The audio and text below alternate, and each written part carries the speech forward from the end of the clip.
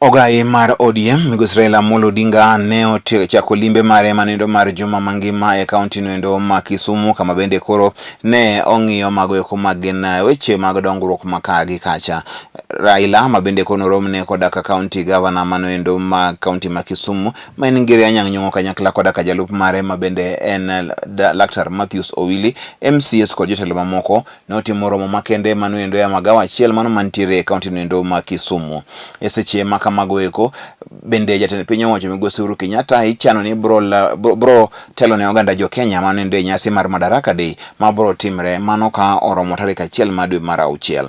Raila ne otimo limbe nyaka kuonde eko kaka koro manoendo ma bende en alap manyien ma oger mar go adhula manoendo mar Jomo Kenyatta mantiere e kaunti noendo ma Kisumu. Bende en thuolo makende bende Raila bende ne oyagore koda ka jogo eko ma gin johera mage mago ma bende ne nitie kaunti ma Kisumu ma bende orwake koda ka mor koda ka ilo bende.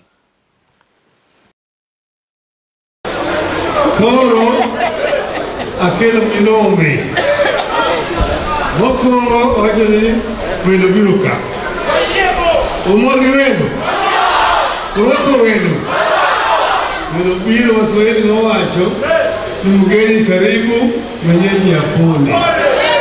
Ing'e tiend wachno? Nyalo bedo ni daraka nonyomna nyoyo kata noterna lot kawendo nodonjo ni dwaruru fon gono cha dwaruru imcha mana nyako kamano koseyien kama jidara bichiemo koso chiemo mane tiend mgeni karibu mwenyeji apone. Sasa wendo biro ka to gibiro gi gik mang'eny mabeyo.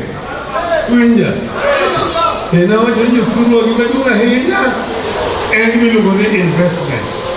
Winjo omiyo profesa timo tich maber mondo olos Kisumu. Ibiro neno mana bang' ka tich norumo. Ka tich norumo ni ibiro neno winja omiyo dwani mondo uriw luong mondo uyie thuro uyie tuna badgi.